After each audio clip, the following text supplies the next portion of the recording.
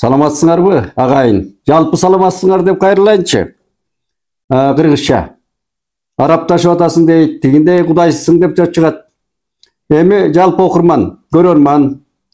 Мына интернетти барактап отуруп, ар кандай окуя фактыларга кабыласың. Мына жайда мен ошол жерде өзүм тартып барып, тамтаңдап коеюн. Анан элге жарыя кылдым эле. Мына Манас проспектиси, анан бер жагы өдөлөгөндө темир жол көпүрөсү. Ошол жерден өдө жагы Айтматов көчөсү болуп кетет. Бизде бир мода болбоду кийин. Бир көчөнү төрткө болуп берет да. Айтматов, Манас, ар жагы тетиги Байтик Баатыр, анан эмне деп бир көчөнү эми көчө түгөнүп калган соң ушинтип бөлүп берген бир окуюн да салт пайда болду мэрия тараптан. Эми мынабу ошол жерде өткөл жол бар. Өткөл. Көпүрөнүн алдынан өткөн. Ошонун күн чыгыш тарабындагы өткөл жол ошо жайылата тез ала жазда башталып, жайылата жатты ошол. Мен ошо салыштырып жазгам, ай бир жезир кемпир деле бүтүрүп коет эле ошо акча берсеңер. Айылда бир жезир кемпир кепесине чак бүтүрүп алмак муну. Ушундай мөөнөттө. Эми ошол президент жүргөн жол, проспекти мына. Жөн жол эмес.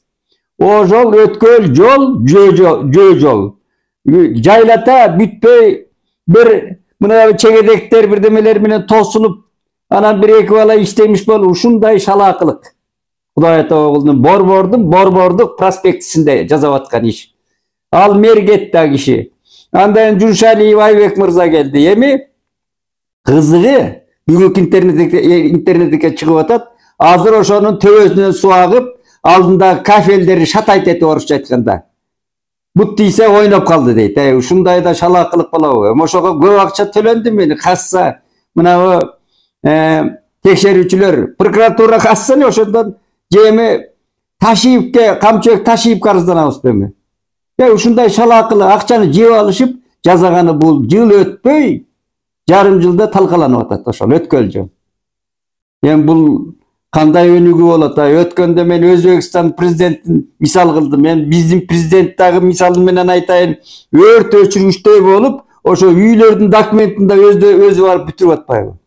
Мына ылдыйкы звенодогу жетекчилер мэр баштап ушундай кадрлар шалак болуп калган. Ай, урматтуу президентке кайрылат элем, илгерки Союздан калган чал кампырларды койсоңуз, ушу 10 эсе жакшы иштеп берет эле да, уят бар эле да, ушу бизде уят бар эле да. Gazetke жазган фелетон үчүн башкармалар мекемелердин баштары кетчү, орой айтканда, кызматтан алынчу. Азыр эми кылыгы иш айбай эле отурат, Эдил Байсаловдун тили менен айтканда ошолор. Ишти айран кылып коюп. Эми бүгүн ошонун сүрөтү чыгып атат, үстүнөн суу агып, кафелдери талкаланып атканын. Эми ушунчалык шалакылыкка барып атабыз да. Анан кандай өнүгөбүз, кандай алдыга жалабыз билбеймин. Анан кийин эми мамлекеттик мына биз ошол Айтматов бир деген илгерки Ленин заводуна көчүрүп келген бизди. Мына мамлекет тилди, мына эмне боюнча жанагы карыз берген эмне деп коет? Алмамбет Шыкмаматов жетектеген мекемени, анан гострахты, мамлекеттик страхованияны, анан жана сериал тартканда ошо койчу бу жерде ким гана жок, ошол Айбек беле жанагы Туманбаев деген жигит иш башкармалыгындагы жетекчиси ушу жакшы иштейт экен деп мен мактагам убагында. Бирок жакшы иштеп мынабу мекемесинде жаркыраган мекемесинде отурабыз. Чынында иш башкармалыгы айда барбагын жакшы иштерди жасайт. Сапаттуу жасайт экен да булар. Сапаттуу жасайт экен, мен байкап жүрөм. Ушу Туманбаев башкарган мекеме, мамлекеттин иш башкармалыгы, президенттин иш башкармалыгы көп жерде сапаттуу жасаганын көрүп жүрөм да. Эми ошого жана салыштырмалуу мэрдин кылып атканын карабайсыз. Мэрия келип карайбы ошону? Тийиштүү кишилер жазасын алыш керек да ошо талкалаган жерге. Анан кийин бу жерде менин айтайын дегеним мына орозо, ийик орозо башталды. Мусулмандар кут болсун, Алла разы болсун. Орозоңор кабыл болсун. Ар ким эми ал өз ыктыяры, кармайбы, кармабайбы, ден соолугуна, карлыгына, тиги бунусуна карабы. Анан ал эркине. Мухаммед пайгамбар эч кимди зордоп, кордоп, же кыйнап мусулман кылган эмес, орозодо туттурган эмес. Бул дин эркиндиги. Мухаммед пайгамбардан келаткан дин эркиндиги. Аны азыркыча жөөлөп, сүйлөгөнүң мындай, жүргөнүң мындай анан мен намаз окуйм деп эч ким бакылдаган эмес. Мухаммед пайгамбардын адамгерчилиги, кудайчылдыгы, анан демократиялуулугу да болгон ал киши. Эч кимди басынтып, же болбосо эч кимди зордоп, кордоп динге мажбурлаган эмес улуу пайгамбар. Анан бул мекемеде бир ашкана иштеп аткан жакшынакай. Бүгүн орозо деп жаап салыптыр. Бул мамлекеттик мекемеби же диний мекемеби туугандар? Уйгур балдар иштетип жүргөн экен, иштетип жүргөн жакшынакай иштеп аткан. Эми уйгурлар келип эле орозо деп жаап салса, бул жерде иштеген 99% кыргыздар, көбү жаштар, баары орозо кармабайт, эми ачка калабыз. Эми жакын жерде ашканада жок экен, дүкөндө жок, уш жерде, жакын жерде жакшыраак. Анан үйүнөн алып тамак иччү, ашканадан тамак ичип атты эле. Мындай саясат жүрүп атат бизде. Кызыктай саясат да. Өзбекстанда жок, Казакстанда жок. Анан эми ак үйгө чейингесинде мына жогорку кеңеште намазкана ачты эле. Ошол жогорку кеңештин депутаттарынын көбү коррупционер болуп чыкты. Арам акчага тойгон. Кожо көрсүн деп намазкана ачып алган. Бул мода болуп кетти азыр. Жерлердин баарында намазкана ачылып атат. Муну аралаштырбаш керек. Мен Түркияда дагы динге чукул эле алар. Көрүп келдим го көп жолу барып. Арабиянын өзүндө да көрдүм. Мамлекеттик мекеме деген мамлекеттик мекеме. Алда намазды барып алып анан бир жерге жыйылып алып окуганды мода кылган эме. Кылбайт аны. Үйүндө да окусак кабыл болот манасты. Талаада да окуган илгери көчмөн турмушта аталарыбыз. Кар жаап атканда да окуган. Ал өзүңдүн Кудай алдындагы милдетиң, кулчулук милдетиң Кудай алдындагы. Мухаммед пайгамбардын үмөтү болгон үмөтчүлүк милдетиң да. Аны жар салбайт намаз окуган киши. Аны купуя деле өзүнүн милдети катары, Кудай алдындагы парзы катары окуйт. Анан бизде эле ушу дапырап эле тебелеп барат мечиттерге деле жаштар. Чыгып баратсаң, аягына чыкпай тебелеп чыгып кетип атат. Жөн эле кожо көрсүн. Орусча айтканда мода да, Манаста да мода кылып алган. Ал эмес, биз 19-жылы көчмөндөр оюндары, жанагы көчмөндөр фестивалына Сауд Арабиясына 1,5 миң киши бардык го. Арабтардын өзү деле азыркы арабтар коммерсант болуп калган. Ал кездеги улуу пайгамбардын канча осуяты аткарылып атканы али түшүнүксүз да. Азыркы арабтар башкача болуп калган. Азыркы арабты биз үлгү тутпашыбыз керек. Ал Мухаммед пайгамбардын үмөтү, улуу жараткандын, Теңирдин бир Кудай. Орусча айтканда Бог, англисче айтканда God, калмакча айтканда Бурхан, кыргызча айтканда Теңир, улуу жараткан бир Кудай. Ошо Кудайдын алдында парзыбыз ал. Аны сезе жүрүш керек. Бардыгын эле ошо кожо көрсүн деп көрсөтмөлүүлүккө чуркай бербей. Ал жүрөгүңдө болуш керек, жүрөгүңө уюш керек. Ошон үчүн жанагы көрбөйт деп ууру кылба, укпайт деп ушак айтпа, калп айтпа деген кыргыздын улуу насиятына, улуу акылмандыгына ошол бүткүл диндердин, айрыкча Мухаммед пайгамбардын хадистери, улуу Куран, ыйык Курандагы үндөшүп турат ошондой. Бирдей эле байыркы кыргыздын айтканына. Ууру кылбасаң, ушак айтпасаң, калп айтпасаң, чыныгы адамсың да. Анан эле намазга жыгылып барып эле ууру кылбассаң, калп айтпассаң, ушак айтпассаң, ал Мухаммед пайгамбар дагы айтып атат хадисинде. Сенин эн атаң ыйык Кудайдан кийин, андан кийин бир тууганың, жатындашың деп атат.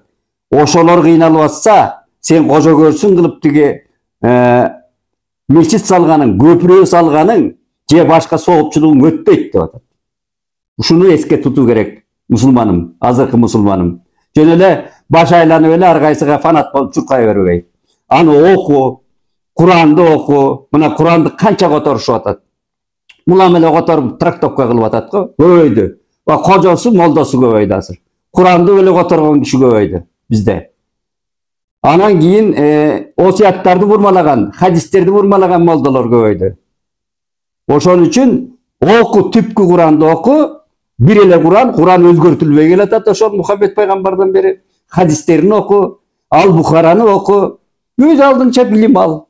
Молдону эле эчи бербей. Молдоң деле кылмыш кылып атпайбы? Ал эмес тиги муфтийлер кылмыш кылып атат. Кыргызбайчылык. Ошон үчүн ошону айтайын дедим. Бул жагындагы анан бу интернетке дагы бир кайгылуу бир кезде мени көп айтып жүргөн Уркуя Салиеванын күйөөсү колдош менен союлган жана муз алгандагы ошол фотого тартылып калыптыр. Ошол архивден алып бирөө жүктөгөн экен. Мен көрүп жүрөгүм зыркырады. Ошол түштүк аймагынан, деги эле Кыргызстан аймагынан, Кыргыз өлкөсүнөн чыккан биринчи социализм коомун тааныган, анан жетекчи жергиликтүү жетекчилердин бирден бири ушул Уркуя Салиева болгон. Айрыкча ошол дин көбүрөөк, Кокон кандыгынын таасири көбүрөөк сиңген Ноокат аймагында. Анан ал кайгылуу бүткөн жанагыдай муз алып. Ошол Уркуянын көркөм фильми биринчи 1972-жылы тартылган. Анын режиссеру мындай айтканда классик деп коелу Төлөмүш Байкебиз Океев тарткан. Оператору Кадыржан Кыдыралиев болгон. Эми эң башкысы ошол Уркуянын ай жаркын образын аткарган, кыргыз эсинде, дүйнөнүн эсинде сакталып калган образды түзгөн ким болгон? Таттүбү Эжебиз болгон. Сулуулуктун символу, сулуулуктун үлгүсү, айчырай, ай жаркын, келбет, маанай, эмне деген обаяние орусча айтканда. Бир канча сейрек жаралган кыргыз сулууларынын бири ошол Таттүбү Турсунбаев аткарган ошону. Ошол фильм өзү Москвада өткөн, жанагы бүткүл союздук Тбилисиде өткөн. Мына интернеттен алдык. Тбилисиде өткөн союздук фестивалда да байкалган. Кийин Ташкентте өткөн эл аралык, Орто Азия, эл аралык жанагы Азия, Европадан да катышкан. Ошол фестивалда дагы байкалган да. Мына ушундай мыкты шедевр фильмди тартылган, ошонун мындай айтканда көркүн чыгарган, чырайын чыгарган Таттүбү Турсунбаеванын тагдыры эмне болгон? Муну көбү билеби, билбейби? Эң кичекти мен какшап айтып келатам. Кыргыздын көрө албастыгы, кыргыздын ичтардыгы, саткындыгы жеп келди бири-бирин. Ошол ай жаркын ролду аткарган Таттүбүгө башкасына берилип атат, башкы режиссерго берилип атат, операторго берилип атат, Токтогул атындагы мамлекеттик сыйлык. Негедир Салиева фильм кылган, мына дүйнөлүк жылдызга айлана турган ошо кезде талант негедери Таттүбү Эжебизге Токтогул сыйлыгы ыйгарылбай калган. Бул чоң трагедия. Бул кыргыздын келечегине сабак боло турган трагедия. Ошондо жана макталган министр Эжебиз ошо кездеги. Ошо кездеги Усубалиев маселен деп коелу, жетекчи, Компартиянын жетекчиси. Көрдүңбү, ошолор дагы талкан салгансы унчуккан эмес. Анан мындай салыштырмалуу айтканда, Таттүбү Эже арак ичпегенде учсе болот бул үчүн. Азынып өлгөн көп кишилер ушундай көрө албастыктын айынан. Бул башка элдерде да болгон, бирок айрыкча Кыргызбайдын ичинде көп болгон да. Мына репрессия убагында бири-бирин саткан, бизде салыштырмалуу көп интеллигенция өлгөн башка элдерге салыштырмалуу бири-бирин саткан. Мына көрдүңүзбү, айгак чыккан бири-бирине. Исхак Разаковдун тагдырын айталы. Маселен, эмне деген тагдырлар ушул жок болду, тагдырлар талкаланды кайран кишилердин. Мына ошонун бирден бир мисалы ушул Таттүбү Эженин мисалы да. Ичиң атышат, ыйлагың келет. Мына азыр деле ошол уланып келатат да. Татыктуу киши барып коюлбайт кызматка. Жалаң көшөкөрлөр, жанагы саткындар, ал эртең башына күн түшсө, шак эле сатат алар. Кемени таштай качкан келемиштер образды айтканда ороп алат. Президентти ороп алат, бери жагын ороп алат. Алар маш болот ошого. Артистизм жашоонун өзү. Ушундай, мына Таттүбү Эженин тагдырын көрүп, ошол сөздөрдү айтууга туура келет да. Мына интернетке чыгыптыр, мен дагы кайрадан ушул кабыргам кайышты. Аман бололу, кең пейил бололу. Айкөл манас деп биз койгон, кыргыз гана койгон муну. Айкөл деген түшүнүк бизде бар. Айкөл бололу туугандар, аман бололу.